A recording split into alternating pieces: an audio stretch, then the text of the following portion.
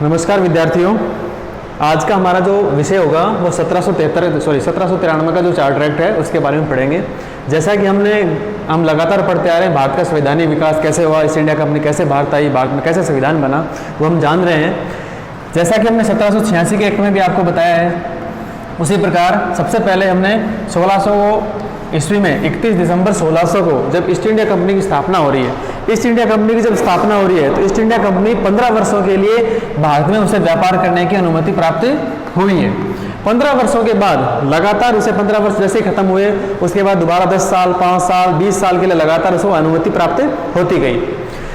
उसी क्रम में जब भारत में पहली बार 1773 का रेगुलेटिंग एक्ट आया है, भारत में ईस्ट इंडिया कंपनी के कार्यों की निगरानी करने के लिए पहली बार 1773 का रेगुलेटिंग एक्ट आया है। उसमें एक प्रावधान ये भी था कि कंपनी को अगले 20 सालों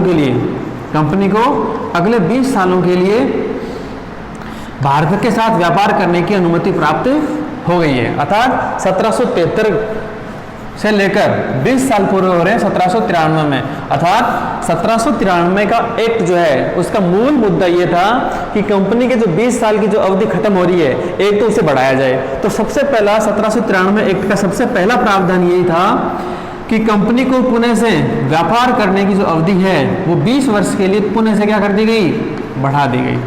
पहली बात तो इसमें ये कही कि जो 1773 में जो अनुमति मिली थी वो 1793 में समाप्त हो रही थी। तो इस एक्ट के द्वारा 20 वर्षों के लिए कंपनी की अवधि पुणे से क्या कर दी गई, बढ़ा दी गई। दूसरा इसमें प्रावधान ये था कि जो गवर्नर जनरल था और गवर्नर जनरल की जो कार्यकारिणी परिषद थी, गवर्नर जनरल की जो कार्यकारिणी परिषद थी, जैसा कि हमने पढ़ा है कि गवर्नर जनरल बिना कार्यकारिणी परिषद के कोई भी कार्य नहीं कर सकता। लेकिन जैसे हमने कल पढ़ा था 1784 के चार्टर एक्ट में, उसमें यह बताया गया था कि गवर्नर जनरल को कुछ विशेष अधिकार प्राप्त किए गए थे। जैसे अगर गवर्नर जनरल की कार्यकारिणी परिषद में से एक व्यक्ति भी गवर्नर जनरल से सहमत है तो पूरी कार्यकारिणी के बहुमत को नकार कर अपनी बात को मनवाने का कार्य कर सकता है। तो उससे एक कदम आगे बढ़ते हुए 1793 में एक्ट में ये गवर्नर जनरल को ये अधिकार दे दिया गया, अगर पूरी कार्यकारिणी एक तरफ भी हो जाए तो भी गवर्नर जनरल उसके पूरे के पूरे निर्णय को बदलने का अधिकार रखता है। तो यहां कह सकते हैं कि गवर्नर जनरल संकटकालीन परिस्थितियों का नाम लेकर कार्यकारिणी के निर्णय को बदलने का अधिकार उसे प्रदान कर दिया गया। केवल इसे ही नहीं दिया गया, आने वाले प्रत्येक गवर्नर जनरल को यह अधिकार दे दिया गया। अर्थात अब सबसे ऊपर कौन हो गया कि गवर्नर जनरल बिना सहमति के भी कार्य कर सकता था। तीसरा इसमें था कि गवर्नर जनरल जो होगा वो फिलहाल तो किसका था, बंगाल का था। जो गवर्नर जनरल था बंगाल का था। बंगाल के गवर्नर जनरल के नीचे मद्रास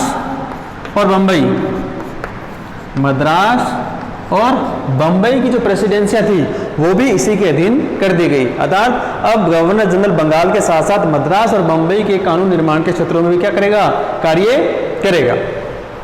इसके अलावा चौथी बात, गवर्नर जनरल जब भी बंगाल से बाहर जाता है, किसी काम से जाता है या फिर अन्य अवकाश पर जाता है, जब भी कुछ समय के लिए बंगाल से अगर वो बाहर जाता है तो गवर्नर जनरल अपने पद के लिए एक अस्थायी नियुक्ति की व्यवस्था करके जाएगा।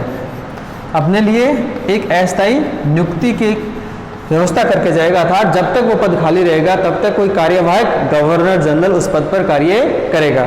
और उस कार्यवाहक गवर्नर जनरल का नाम दिया गया उप प्रधान।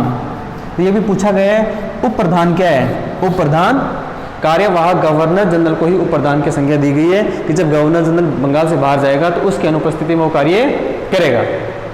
तो इस तरह से देखो तीन बातें हैं। कंपनी का कार्यकाल 20 साल के लिए बढ़ा दिया गया, गवर्नर जनरल को सर्वे के अधिकार अत्यधिक मात्रा में दे दिए, अर्थात अब उसे कार्यकारिणी की बहुमत की आवश्यकता नहीं थी। इसके अलावा वो जब भी वो बंगाल से बाहर जाएगा तो क्या करेगा, वो एक उप प्रधान की नियुक्ति करके जाएगा और गवर्नर जनरल, बंगाल के गवर्नर जनरल के नीचे बंबई और मद्रास की प्रेसिडेंसियां भी उसके अधीन कर दी गई। इसके अलावा और बहुत सारी बातें थी। इसमें सबसे पहले कि गवर्नर जनरल जो हुआ,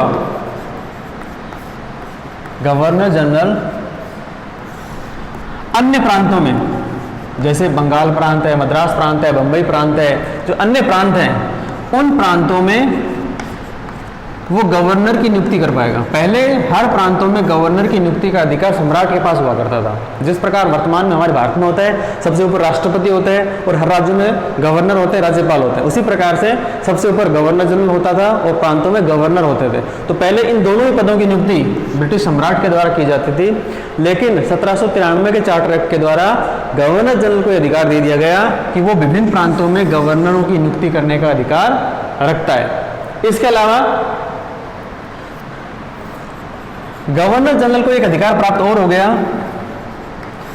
अगर ईस्ट इंडिया कंपनी का कोई भी कर्मचारी, ईस्ट इंडिया कंपनी का कोई भी कर्मचारी अगर भारत से बाहर जाता है, भारत से बाहर जाता है, तो उसे अनुमति लेनी पड़ेगी।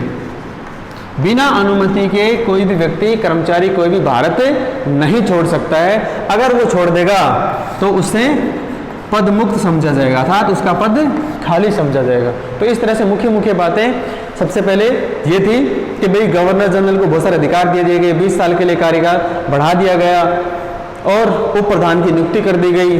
इसके अलावा एक विशेष बात और रह गई कि जो बोर्ड ऑफ कंट्रोल बना था, बोर्ड ऑफ कंट्रोल जो भारत में सर्वोच्च था, जो कंपनी के राजनीतिक कार्यों को संभालता था, बोर्ड ऑफ कंट्रोल के अंदर जितने भी कर्मचारी हुआ करते थे, इनकी नियुक्ति सम्राट के द्वारा की गई थी। लेकिन 1793 के चार्टर एक्ट के द्वारा कंपनी के सारे कर्मचारियों का जो वेतन होगा वो अब भारत सरकार देगी, मतलब उनको भारतीय कोष से वेतन मिलेगा।